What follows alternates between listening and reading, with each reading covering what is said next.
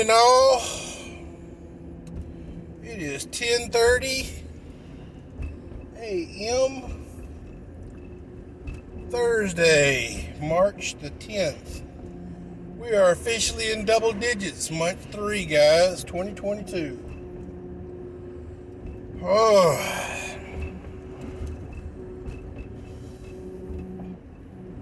ladies and gentlemen,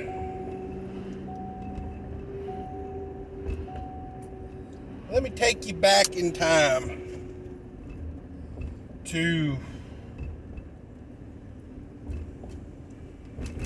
World War I and World War II.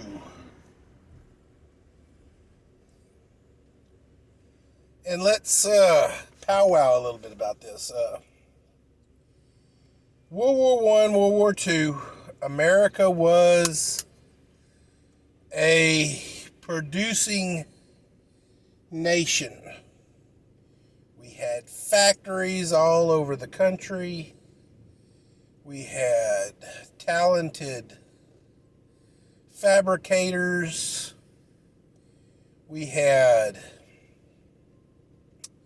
technology innovators, new cars, new types of cars, all kind of stuff,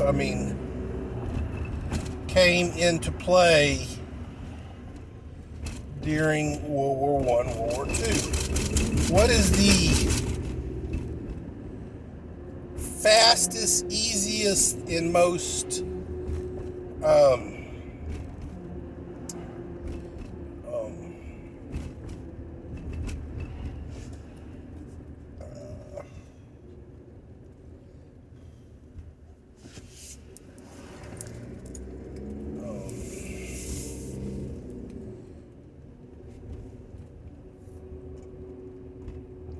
turn your back to situation for innovation? Wartime. During the 20 years of our war with Iraq, surveillance technology has grown leaps and bounds. Israel has created a gun that allows the user to see and fire around a corner. We have drones. We have thermal. We have night vision, thermal imagery. We have cameras that can see for miles and miles and miles, as if it was right next to wherever it's taken a picture of.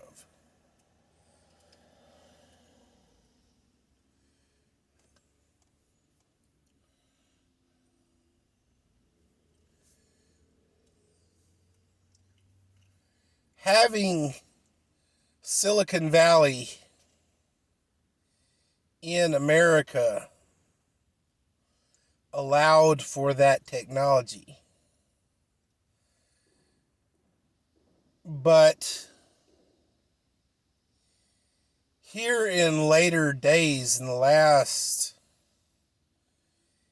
15, 20 years, although our technology has increased, our productiveness, our ability to mass produce these technologies has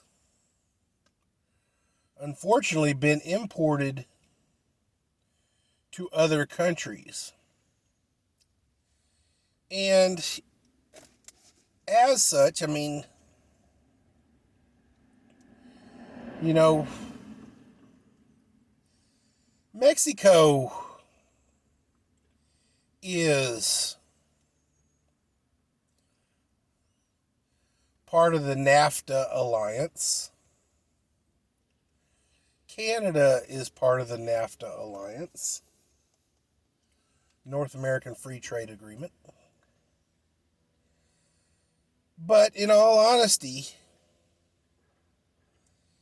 is Mexico a friend of America? Mexican government might actually be, but Mexico is a governmental bipolar situation.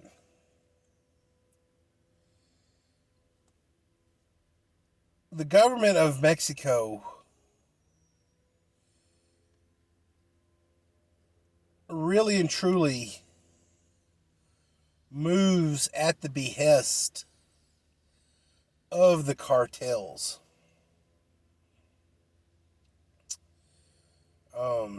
Back in our early days, the mafia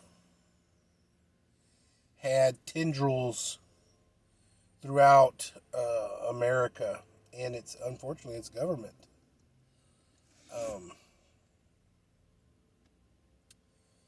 Nowadays, the mafia is possibly a little more covert, but it's still there. And they've moved into more of a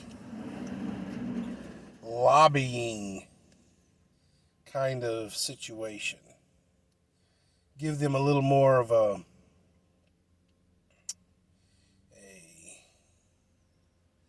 legal face. But they still influence our country. We also have, the wealthy 3% or 1% who influence.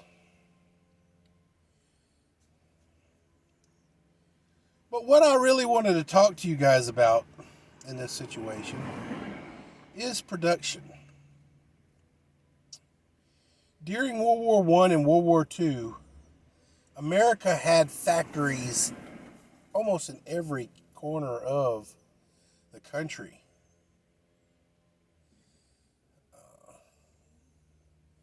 Mining, refining,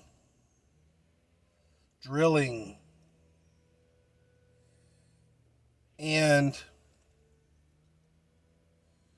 really and truly, guys, we still have untapped resources in our, backyards. But we have regulated ourselves to the point where we don't touch any of that stuff. We let other countries use their resources.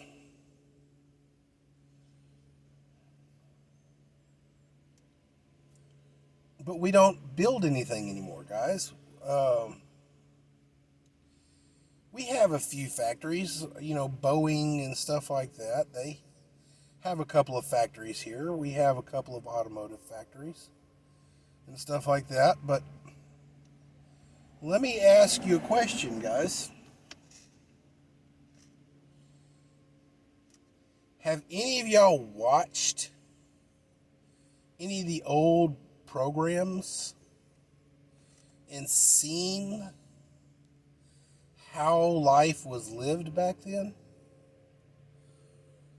Honestly, guys, all the luxuries we have nowadays, all the luxuries they had back then, were resources that needed to be delegated to the war effort. Women couldn't get pantyhose. Women, I mean, tires, rubber tires, no. They were very, very hard to find. Nowadays, you go to a vacant lot somewhere in America, and you'll find at least half a dozen old tires.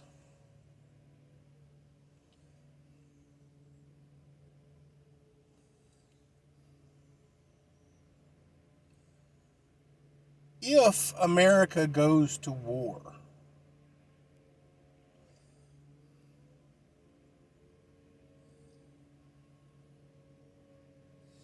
even if the war is not on our own shores, guys,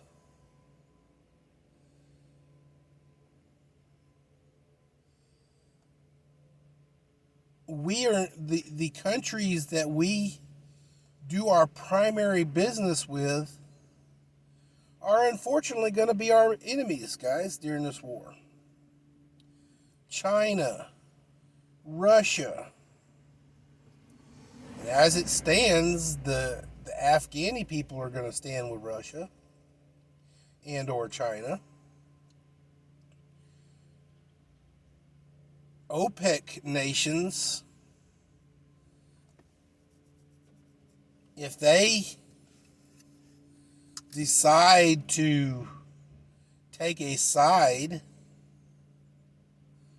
or even worse, they don't take a side, and Russia decides to attack them for not joining them. Really and truly, guys, we saw during Desert Storm how fragile the OPEC nations are on their defensive nature, guys. They got all this money. They run around in freaking cars plated in gold. But they have really no standing military.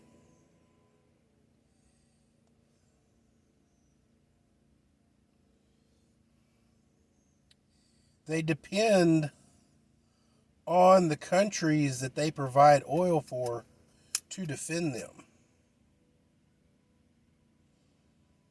So what will happen if we go to war, guys? Let's say we do go to war. Gas refineries that we have right now will produce for the war effort. Strategic oil reserves will be drained till there's none any left, because it is actually reserved for wartime situations. For the military, not for Americans.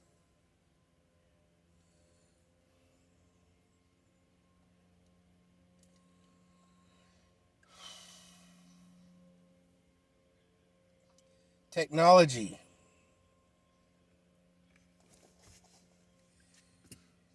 It will, I ain't gonna lie, guys. Russia's already just demonstrated their ability to hack us. We rely so much on our technology that, we're almost at a handicap because of it.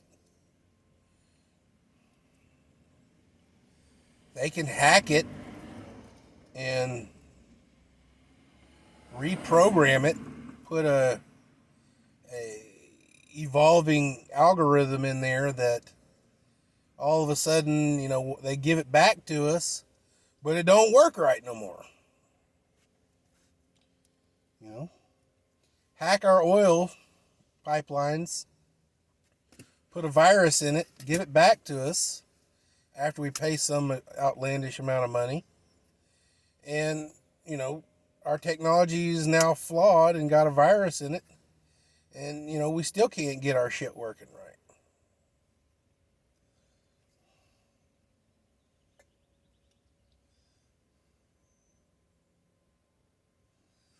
The Great Depression came about during a generation that was resilient, was able to hustle for a dollar, was able to survive because of their hardiness, their ability to do what needed to be done to make a dollar and to survive.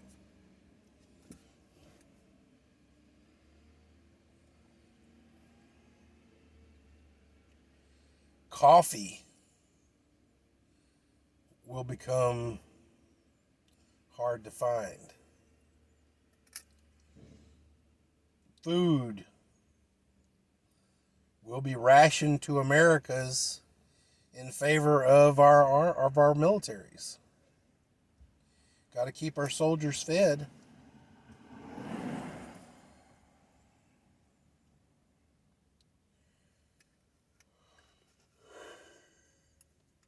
And instead, guys, because of regulations, I don't even know if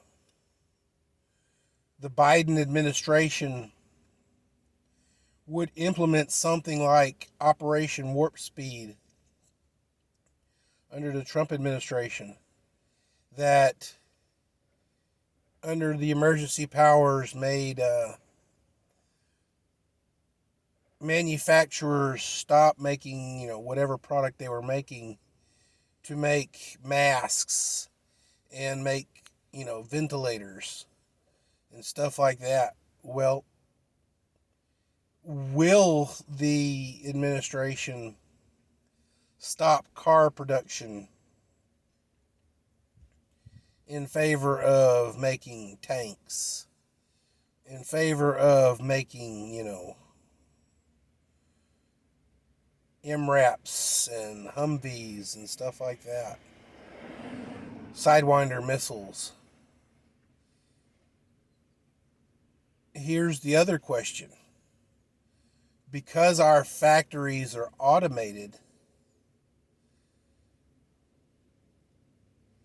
how hard would it be for that factory to stop making cars and start making tanks? And where will they get the resources?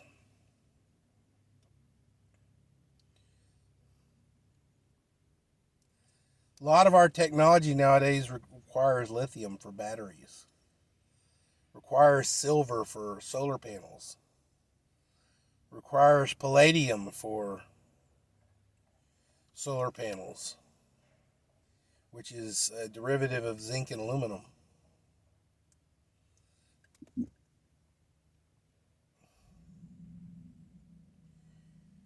Ladies and gentlemen, boys and girls, children of all ages, we are not a producing country anymore. Will we return to the days of self-reliance and self-production with a population that doesn't even want to do anything other than sit in their, $1,000 gaming chair and play Halo and Call of Duty all day long? I really and truly don't know. But what I can say is